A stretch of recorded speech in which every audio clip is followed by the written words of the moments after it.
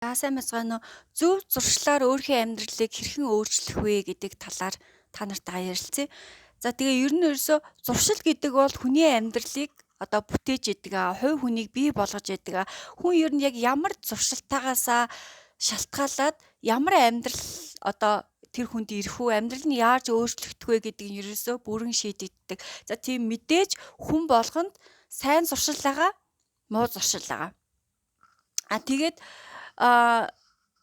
манай ментор Bob Proctor тэгж хэлж ийсэн. Зуршлаа өөрсдөө бид нэр ухамсараараа сайн зуршлыг бий болохгүй бол бидний хүссэн ч хүсээгүй байгаад муу зуршлууд угаасаа ингээ бий болоо явдгаа гэж хэлсэн. Энэ бол угаасаа яг айгу үнэн бодит зүйл юм билээ. За тэгээд зуршлыг мэдээж бий болгоход хамгийн чухал нь хатуужил. Хатуужил гэдээ ирэхээр монголчууд дийлэнхтэй бие бэлдрийн хатуужлыг бие бэлдэртэй холбож ойлгодог те. Тэгэхдээ сэтгэлийн хатуужил за мэдээж биений хатуужил ч гэсэн орно. Гэхдээ дийлэнгийн сэтгэлийн хатуужил ерөөсөө зуршлыг бий болгодог байгаа. За тэгээ хатуужил гэж яг юу вэ? Энэ тодорхойлт олгороо англи хэл дээр маш олон эрдэмтэд шинжилээч судлаач нар энэ хатуужил гэдэг үгийг тодорхойлоод ингээд янз янзаа гаргасан байгаа. Гэхдээ манай менторын хэлсэн энэ тодорхойлт бол хамгийн шилдэг тодорхойлт. Энэ тодорхойлт бол үнэхээр гайхалтай. За манай ментор юу гэж тодорхойлсон бэ гэхээр хатуужил гэдэг нь хүн өөртөө туршаал өгөөд түүнийгээ биелүүлж даахыг хатуужил гэж хэлнэ. Энэ бол үнэхээр гайхалтай. Энгийн жишээ хэлье. Хүмүүс ингээд мэдээж хүн болгон л эрүүл саруул эрч хүчтэй амьдрахыг хүсэж байгаа. Тэгээд жим яваад бэлтгэл хийх нь угаасаа бүгдөө эрүүл саруул амьдрахад маш хэрэгтэй гэдэг хүн болгон мэдж байгаа.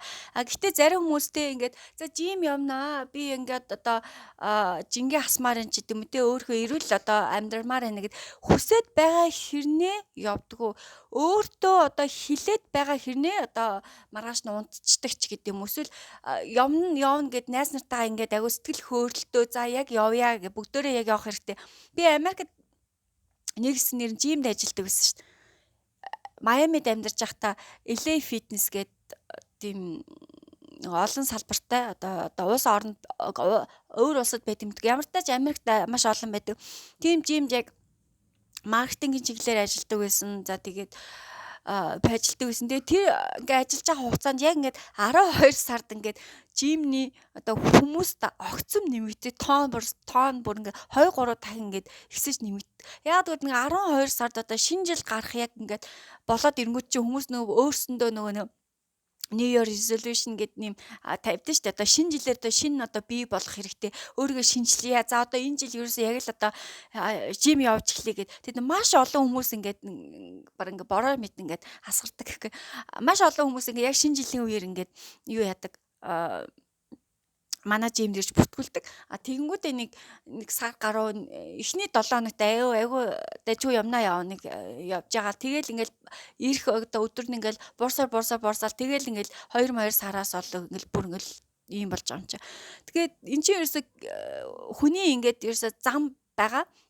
Зан энэ зуршил энэ чинь нэг хүний чадвар гэсэн үг. Бид нар амьдрах урлагаараа бид нар янз бүрийн чадварыг бид нар өөрсөндөө бий болгосноороо амьдралаа сайжруулж амьдралынхаа чанарыг сайжруулах юм боломжтой. Тэгээд энэ олон чадруудын нэг дотор хатуужил гэдэг бол үнэхээр хамгийн чухал бөгөөд яг хүнд байх ёстой чадруудын нэг. Хатуужилтай байх хэрэгтэй. Сэтгэлийн хатуужил гэдэг бол үнэхээр чухал зүйл байдаг. Ягаад гэвэл сэтгэлийн хатуучлаар бид нэр зөв зуршлуудыг бий болгоно.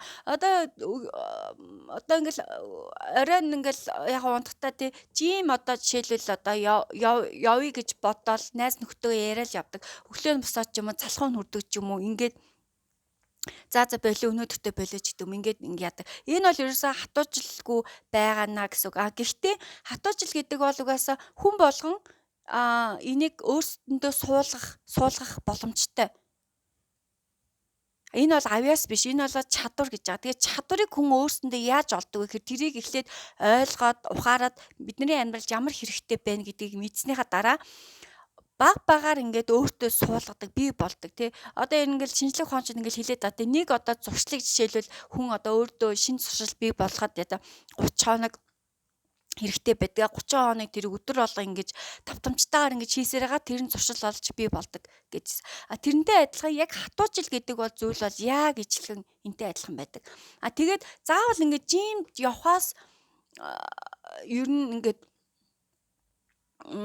заавал эхлэх шаардлагагүй. Амархан айгүй энгийн одоо та нартай ингээд нэг арга зааж өгөх юм бол яаж одоо хатуужилтаа болох вэ? Яаж одоо дадал зуршлаа одоо суулгах вэ гэх юм бол энгийн нэг гэр хийх хэрэгтэй. Энгийн бүх зүйл ер нь айгүй үр дүнтэй байдаг. Тэгэхээр заавал одоо мэдээж одоо жимд одоо олон явж байгаагүй хүмүүс одоо жим явахад үнэхээр хэцүү. Анх угаасаа ингээд жимд очиж бэлтгэл хийхээр юу яадаг? Өвддөг тий ядардаг ер нь ингээд залхуу өрөө явдггүй энийг бол ойлгож байна угаасаа хүн болгон тэгээд гэхдээ яг зарим хүмүүс чинь тэгэл угаасаа нөө багаасаа ингээд бэлтгэл жимд явсан бэлтгэл хийсэн хүмүүс чи одоо жишээлбэл хичнээн өвдөжсэн ч зовжсэн ч яаж исэн тэгэл гүрийгэл ингээд угаас нөө биенийх нь хатуучл амар байгаа болохоор тэр тал дээр ингээд шууд ордог. Миний хувьд бол би угаасаа айгу багаасаа л угаасаа бэлтгэл сургууль хийж исэн болохоор одоо биенийх нь биений хатуучл бас нэлээд ингээд хөгжсөн. Тэгтээ энэ болохоор яг би угаасаа анханасаа дөрөвтэй юм хатуучилтаа төрөөгүй штэ. Яг явцын дунд ингээ амьдралын дунд ингээд энийг ингээд бий болгож хөгжүүлсэн. Тэгэхээр хүн болго энийг бий болгож хөгжүүлэх боломжтой.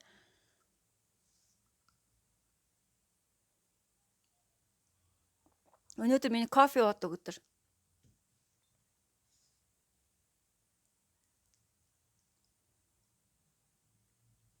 Би 7 хоногт 3 удаа кофе ууж байгаа.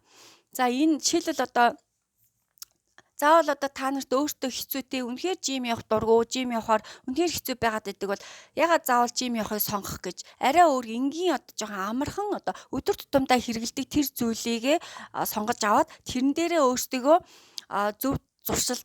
зөв зуршил бий болгоод ирэхээр цаанаасаа хатуужил одоо ингэ суугаад ирдэг.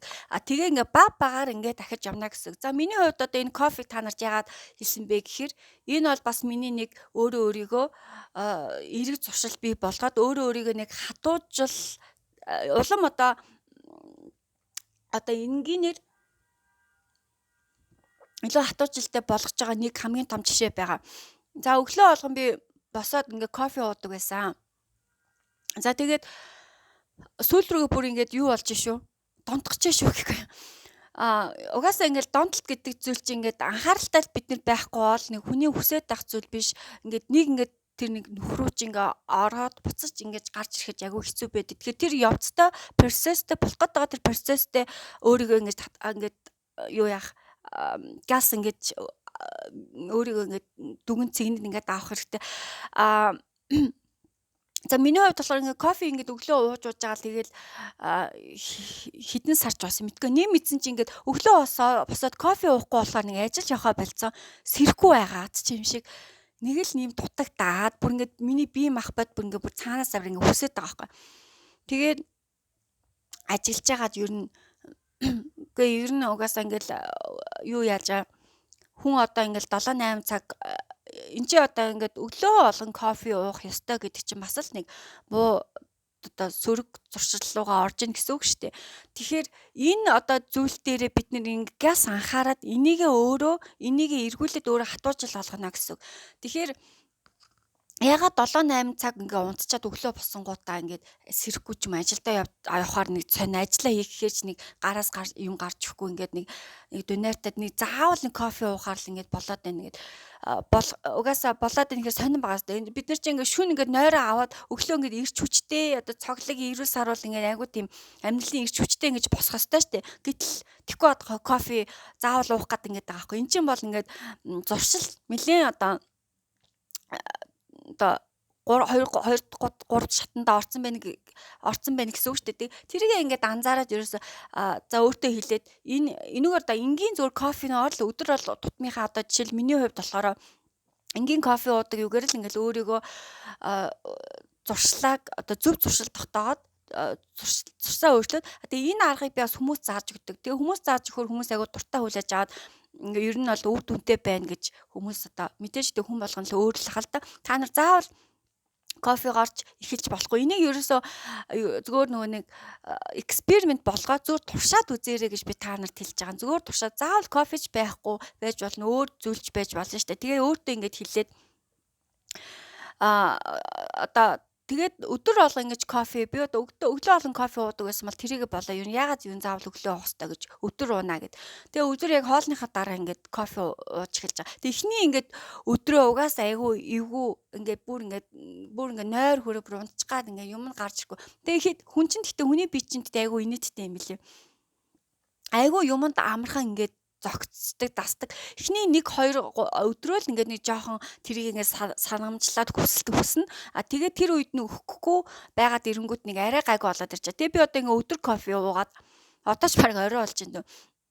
Өдөр кофе ингээд өглөө болго уудаг байснаа болоод өдөр болго ингээд уудаг гэсэн. За өдөр уудаг байснаа бас за өдөр болгоогоос заавал ягаад уух хэрэгтэй гэж. Ер нь кофе идэхдээ хүний биед сайн ч гэсэн сэтийг хэрэглээд ирэхэд бидний нөө эрдэс бодисуудыг аминдын одоо витамин эдрийг одоо ингээс бинээс ингээд гаргадаг. Тэгэхээр бас ингээд байнга одоо кофе уухаар бас нөгөө ясны сэргийлтэй хүмүүс ч юм уу тийм юм дутагдaltaй хүмүүсээс хөл гар нь өвдөг ч юм уу. Тиймэрхүү одоо шин тэмдэг илэрч болно. Гэхдээ хүмүүс бас сайн талаар нь тарих толгойн сайн гэл яриаддаг. Миний хувьд одоо бас ингээл айгүй олон үнэтэй ингээл витамин ингээл солонгосоос ингээл авчрал ингээл ууж иж зөндөө олон витамин уусан ирнээл ингээл кофе уугаал тэрийг ингээд гаргаад тахаар ингээд ямар ч юугүй санагтаад витамин уугаад байгаа ямар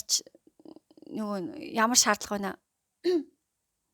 Ингээд тэгээ ер нь ол заавал өдөр болгоо уухгүй 7 хоногт 3 удаа уугаад тэгээд хүний бие бас ингээд зуршилж байгаа. Энэ ингээд одоо эрэг дадал зуршил ингээд суулгаж байгаа хгүй. Бид нэр ерөөсөө өөрийнхөө биеийг толгоогоороо л удирдах хэрэгтэй. Тэрийг хатуужил гэдэг байгаа хгүй. Ерөөсөө бимээ нэг юм хүснэ. Чи одоо ингээд кофе хүсээд нь шүү дээ. Өдөр болго ууц юм чи тэрийг хүсээд нь. Тэгэхэд сэтгэл санаагаараа одоо оюунаараа үгүй өнөөдөр кофе уухгүй гэд тэгээ энийг одоо өөрийнхөө одоо биеийг одоо чиглүүлж яана л гэсэн үг байна. Тэгээ ингээд баг багаар ингээд яхаар хатуужил нэр үнэхээр сурд юм байлээ. Тэгээ одоо баг сургуультаа хошиг болно гэдэг шиг одоо ингээ хатуужилтай болох тусам ингээ амьдрал айгу амархан болоод ирж байгаа байхгүй. Ерөөсөө ингээ өөрөө ингээ газ хурдан сэт өөрийгөө ингээ буруу одоо юм сөрөг зуршлаас айгу хурдан татаж гаргаж ирж байна.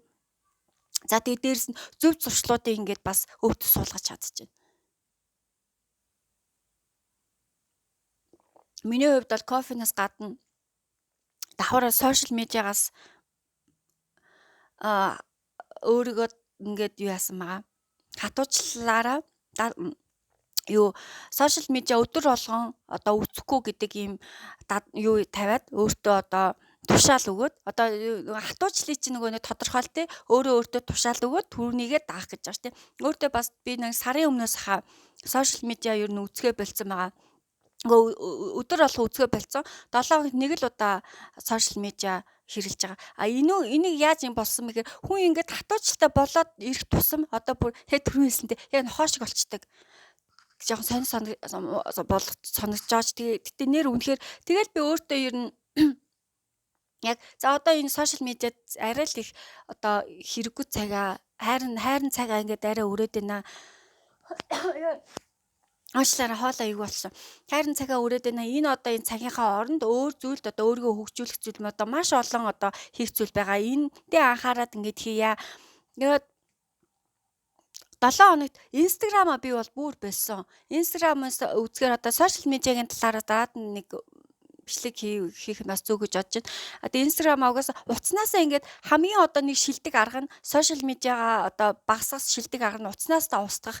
Миний утсан дээр одоо Инстаграм байхгүй, Фэйсбүүк ч байхгүй. Компьютер дээр Фэйсбүүк байгаа. Хаяа нэг тэгээ багч одоо баг Фэйсбүүк орохоо болж байна дөө. Тэгээд сүүлийн үед яг TikTok айгүйх үздэгээс одоо үздэг байж байгаа. Тэгээ одоо за 7 хоногт өдөр болгонд үзэхгүй 7 хоногт нэг удаа ерөөсөө юу яана сошиал медиад хэрэглэн YouTube тэгээ TikTok үзэж байгаа.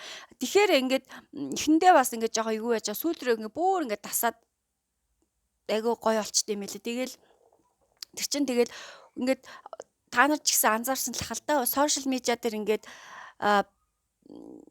цагаа ингээд зарцуулахаар айгүй цаг ингээд хурдан өнгөрчдөг. Маш хурдан өнгөрчдөг. Тэгээд тэр олон одоо цагийг чи өөр одоо хэрэгтэй зүйлүүдэд одоо зарцуулах одоо өөрсдөө хөгжүүлэх тэр зүйлүүд маш ихт байхад дэмий ингээд сошиал медиа дээр ингээд хайрын цагаа өрөхөөр бас жоохон харамсалтай байгаа байхгүй. Тэгээд 7 хоног надад нэг сони юм тохиолдсон. 7 хоногт нэг бүтэнсээ өдөр л яг TikTok, YouTube үзээгээд тэгээ ингээд орхисон юмсэн чи түрүүний бүтэнсээ өдөр хүн чинь ингээд дадал зуршлаараа ингээд марцсан. Бүтэнсээ өдөр бүр нэг мэдсэн бүр ерөөсөө сошиал медиа үзээгүй байж байгаа байхгүй. Тэгээд эн чинь бас тэгэл зөв зуршил одоо сууж яана л гэсэн. Тэгэхээр та нарыг одоо бас уриалахад ямар нэгэн өөрийнхөө одоо амьдралд өдөр тутам хийдэг зүйлээ баг багаар заавал чи ингээд шууд юм чи югаас л баг багаар л эхэлнэ шүү дээ. Заавал ингээд над чи ингээд 7 хоног би ч угаасаа багаасаа ингээд амар нөгөө нэг хатуучльтай угаас нэг хийжсэн юунээсээ болоод юм хатуучльтай болцсон болохоор дээрэс нь одоо Bob Proctor ментороос хоолоод энэ оюуны хатуучил гэдэг зүйлээр айгу хичээлсэн байгаа надад одоо ингээ айгу амархан байгаа байхгүй. Би одоо өөртөө нэг юм хэлээ одоо тэгин шүү ингээл тэгэхэд яг л хийн яг л тэрийг дагав ингээд явдаг болцсон.